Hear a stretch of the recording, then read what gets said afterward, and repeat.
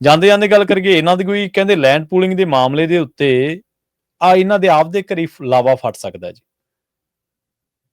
ਦੇਖੋ, ਇਹ ਤਾਂ ਕੋਈ ਦੋ ਰਾਏ ਨਹੀਂ ਕਿ ਲੈਂਡ ਪੂਲਿੰਗ ਪੰਜਾਬ ਦਾ ਬਹੁਤ ਗੰਭੀਰ ਮਸਲਾ ਬਣ ਗਿਆ ਜੀ। ਬਿਲਕੁਲ ਬਿਲਕੁਲ। ਔਰ ਇਸ ਦੇ ਉੱਤੇ ਸਾਰੀਆਂ ਤਰ੍ਹਾਂ ਨੰਗੇ ਧੜ ਲੜਨ ਲੱਗ ਪਈਆਂ ਨੇ, ਮੈਦਾਨ 'ਚ ਨਿੱਤਰ ਆਈਆਂ ਨੇ। ਰਾਜਨੀਤਿਕ ਧਿਰਾਂ ਦੀ ਗੱਲ ਕਰੀਏ, ਉਹਨਾਂ ਦੀ ਵੀ ਮਜਬੂਰੀ ਹੈ, ਕਿਉਂਕਿ ਜਿਹੜੇ ਮੁੱਦਿਆਂ ਤੇ ਲੋਕ ਆ ਜਾਣ, ਰਾਜਨੀਤਿਕ ਧਿਰਾਂ ਨੂੰ ਵੀ ਉਹਨਾਂ ਮੁੱਦਿਆਂ ਤੇ ਆਉਣਾ ਪੈਂਦਾ। ਸਹੀ ਹੈ ਨਾ।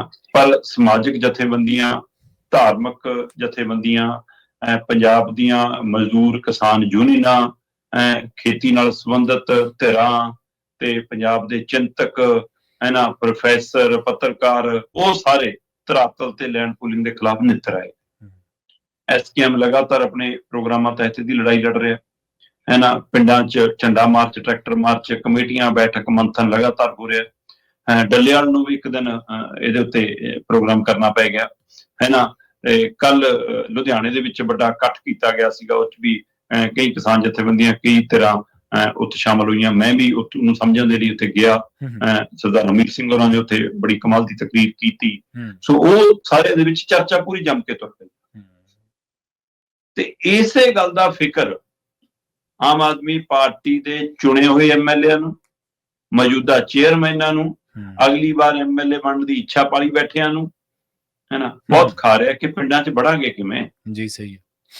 ਇਹ 'ਚ ਕੋਈ ਦੋ ਰਾਏ ਨਹੀਂ ਕਿ ਪੰਜਾਬ ਦੀ ਸਿਆਸਤ ਪਿੰਡਾਂ 'ਚ ਹੋ ਕੇ ਚੱਲਦੀ ਹੈ। ਜਿੰਨੇ ਮਰਜ਼ੀ ਸ਼ਹਿਰ ਉਸਾਰ ਲਓ, ਜਿੰਨਾ ਮਰਜ਼ੀ ਕੁਛ ਕਰ ਲਓ। ਬਿਲਕੁਲ।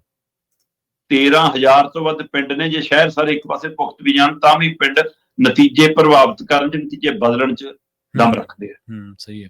ਤੇ ਪਿੰਡਾਂ ਨਾਲ ਐਂ ਧੱਕਾ ਤੇ ਅਣਦੇਖੀ ਕਰਕੇ ਨਹੀਂ ਸਰ ਸਕਦਾ। ਜਿੰਨੇ ਚੇਤਨ ਸਿਆਸੀ ਤੌਰ ਤੇ ਪਿੰਡ ਨੇ, ਸ਼ਹਿਰ ਹੈ ਨਹੀਂ ਗੇ। ਕੱਲੇ ਪਿੰਡ 'ਚ ਵੋਟ ਪ੍ਰਤੀਸ਼ਤ ਤੱਕ ਦਾ ਹਵਾਲਾ ਕੱਢ ਕੇ ਦੇਖ ਲਿਓ, ਤੇ ਸ਼ਹਿਰਾਂ ਦੇ ਵਿੱਚ ਮਤਲਬ ਵੋਟ ਪ੍ਰਤੀਸ਼ਤ ਕੱਢ ਕੇ ਦੇਖ ਲਿਓ, ਤੁਹਾਨੂੰ ਫਰਕ ਪਤਾ ਲੱਗਦਾ। ਪਿੰਡ ਵਾਲੇ ਅੜਦੇ ਵੀ ਨੇ, ਲੜਦੇ ਵੀ ਨੇ, ਖੜਦੇ ਵੀ ਨੇ ਵੋਟਾਂ ਦੇ ਲਈ, ਹੈ ਨਾ। ਪੂਰੀ ਤਣਾਤਣੀ ਵੀ ਹੁੰਦੀ ਹੈ ਨਾ। ਪਰ ਐਂ ਵੀ ਨਹੀਂ ਕਿ ਬਾਕੀ ਸੂਬਿਆਂ ਵਾਂ ਕੋਈ ਮਾਰੋ ਮਾਰ ਕਰਦੇ ਹੁਣ ਸਿਰ ਪਾੜ ਦੋ, ਕਰ ਦੋ, ਹੈ ਨਾ, ਇੱਕਾ ਦੁੱਕਾ ਕੱਢਣ ਛੱਡ ਕੇ। ਇਸ ਲਈ ਉਹ ਚੇਤਨ ਨੇ ਸਿਆਸੀ ਤੌਰ ਤੇ ਇਹ ਚੇਤਨਤਾ ਹੁਣ ਆਮ ਆਦਮੀ ਪਾਰਟੀ ਦੇ MLA ਨੂੰ ਡਰਾਉਣ ਲੱਗੀ ਹੈ ਜੀ। ਇਸ ਲਈ ਹੇਠਲੇ ਕੁਝ ਲੀਡਰਾਂ ਨੇ ਰਿਐਕਟ ਵੀ ਸ਼ੁਰੂ ਕੀਤਾ। ਤੇ ਇਹ ਵੀ ਜਾਂਦਾ ਕਿ ਭਗਵੰਤ ਮਾਨ ਹੋਰਾਂ ਦੇ ਚਾਚੇ ਦੇ ਮੁੰਡੇ ਨੇ ਵੀ ਆਪਣੇ ਭਰਾ ਦੀ ਸਹਿਮਤੀ ਨਾਲ ਇਹ ਪਾਇਆ, ਚਰਚਾ ਤੇ ਵੀ ਤੁਰ ਪਈ ਹੈ ਨਾ। ਕਿਉਂਕਿ ਸਾਰਿਆਂ ਨੂੰ ਪਤਾ ਹੈ ਕਿ ਭਗਵੰਤ ਮਾਨ ਇਸ ਲੈਂਡ ਪੂਲਿੰਗ ਦੇ ਲਈ ਸਹਿਮਤ ਨਹੀਂ ਸੀ। ਉਹਨਾਂ ਨੇ ਇੱਕ ਵਾਰ ਫਾਈਲ ਮੋੜਤੀ ਸੀ। ਪਰ ਇਹ ਗੱਲਾਂ ਅਰਥ ਨਹੀਂ ਰੱਖਦੀਆਂ। ਜਦੋਂ ਤੁਸੀਂ ਆਰਡਰ ਕਰਤੇ, ਦਸਤਖਤ ਕਰਤੇ, ਤਾਂ ਤੁਸੀਂ ਹੁਣ ਵਿੱਚ ਭਾਈਵਾਲ ਹੋ। ਚਾਹੇ ਹੁਣ ਲੋਕਾਂ ਨੂੰ ਜਚਾਈ ਜਾਓ ਗੱਲ, ਚਾਹੇ ਚਾਚੇ ਦੇ ਮੁੰਡੇ ਤੋਂ ਪੋਸਟ ਪਵਾਈ ਜਾਓ, ਸਭ ਨੂੰ ਪਤਾ ਹੈ ਕਿ ਲੈਂਡ ਪੂਲਿੰਗ ਲਿਆਉਣ ਦੇ ਲਈ ਹਰਾ ਪੈਨ ਤਾਂ ਨਾ ਤਾਂ ਤੁਹਾਡਾ ਹੀ ਵਰਤਿਆ ਗਿਆ। ਦਸਤਖਤ ਕਿਹਨੇ ਕੀਤੇ, ਮੋਹਰ ਰੱਖੀ ਹੈ ਕਿ ਦਸਤਖਤ ਕੀਤੇ ਆ, ਇਹ ਹੁਣ ਤੁਸੀਂ ਜਾਣੋ ਤੇ ਤੁਹਾਡਾ ਆਕਾ ਜਾਣੇ। ਬਿਲਕੁਲ।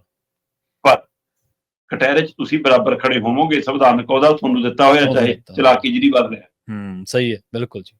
ਇਸ ਲਈ ਤੁਸੀਂ ਇੱਦਾਂ ਬਰੀ ਨਹੀਂ ਹੋ ਸਕਦੇ। ਹਾਂ, ਕਦੇ ਮਾਲਵਿੰਦਰ ਕੰਗ ਬੋਲ ਲਿਆ, ਕਦੇ ਕੁਲਦੀਪ ਧਾਲੀਵਾਲ ਦੀ ਪੋਸਟ ਦੀ ਗੱਲ ਆ ਗਈ, ਕਦੇ ਦਿਨੇਸ਼ ਚੱਢੇ ਦੀ ਆ ਗਈ ਜੀ, ਕਦੇ ਥੱਲੇ 4 ਅਸਤੀਫੇ ਆ ਗਏ ਜੀ।